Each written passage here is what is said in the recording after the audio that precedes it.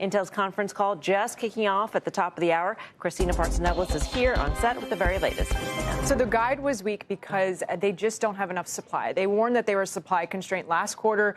The peak of that supply constraint would be in Q1, this actual current quarter. I was able to speak with the CFO very recently, just in the last hour or so, just about the earnings. And so he attributed that weakness in the guide because of that. You're also seeing gross margins weaker than expected, too, and that has to do with their Panther Lake processor, which is a PC processor. So they blame that. The interesting thing, too, is everybody keeps talking about the Foundry business, and the moment they announce a customer for 18A, more customers for 18A and 14A, things are going to change. I asked him specifically about that. Are we going to get any big names? And he said, no, we are unlikely to announce customers just in general. So we keep hoping for this, but I don't think we're going to get that big Apple name on the earnings call anytime soon. He said the big signal for new customers will be the change in CapEx. CapEx has not changed thus far. When Lip-Bu Tan, the CEO of Intel, decides to increase CapEx, that will show that they now have new customers and will invest even more in their more advanced processes. So that really stood out to me in my phone call with him, and probably something that he will discuss on the earnings call as well. It's interesting. I mean, where does the CapEx come from? I mean, this is a company that's been begging, borrowing, and not the last part of that. But I mean, they the balance sheet and massive cuts across their business have been a story of not having the ability to have CapEx. And the lack of investment, even in their existing inventory and their existing production, is what cost them this quarter, right? I mean, so is CapEx something that they can just summon and pull forward without someone stepping in to lend the money? You mean the lifelines from SoftBank, NVIDIA, and the U.S. government, who now holds a $9 billion stake and has helped the stock rise, 47% just in the last 3 months and continue to climb higher? So just to your point, you mentioned the stock being lower. Yesterday, it climbed 11%, right? So when you zone it out or pull it out, it's not that bad. The 6%. No, the run-up was crazy. But inherent in the commentary about CapEx is that there isn't a new customer. He said, and that is the problem. He said that they aren't, that there is no increase because there isn't anything to increase it for. Precisely.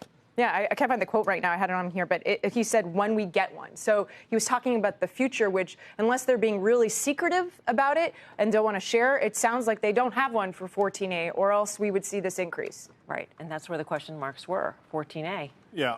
We missed out on a lot of opportunities, true. I mean, but, even with the run-up the stocks had and the sort of the tailwinds theoretically they should have, revenue was down 4% year over year, which is not particularly, I don't think it's particularly great. Now, data center was better, absolutely good for them, but margins were sort of, middle of the road. They weren't like screaming off the page.